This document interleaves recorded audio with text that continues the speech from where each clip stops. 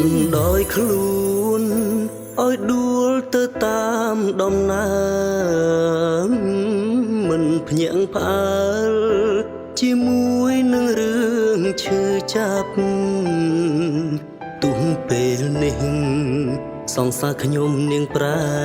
ចេះក្បត់ទោះយ៉ាងណា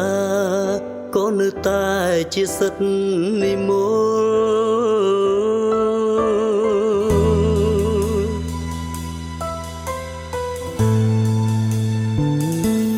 ការខំប្រឹងមិនប្រាកដថានឹងបានស្មោះគ្រប់យ៉ាងមិនប្រាកដគេថាល្អតែច្បាស់ណាស់ថាដួងចិត្តខ្ញុំពិតស្មោះសរអូនមិនយល់ក៏បងមិនបន្ទោសមាសមេដើម្បីអូនគួរឈឺចាប់យ៉ាងណាក៏បានមិនរំខានឲ្យកល្យានអាណិតបងទេសំខាន់អូនបានសេចក្តីសុខមិនថាក្បែរបងឬក៏ក្បែរគេមិនសំខាន់ទេមាសមេទៅចុះណាថ្លៃសំខឹងការលះបងអូនបានក្តីសមព្រោះអូនគឺជាស្នេហ៍ពិតតែមួយចរណៃ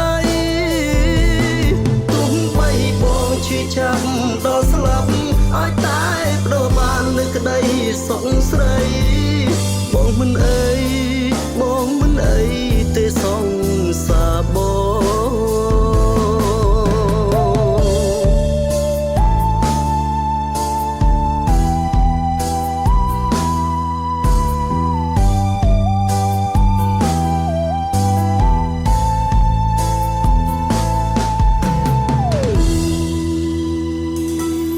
ការខំប្រឹងមិនប្រាកដថានឹងបានស្មោះគ្រប់យ៉ាងមិនប្រាកដគេថាល្អតែច្បាស់ណាស់ថាដួងចិត្តខ្ញុំពិត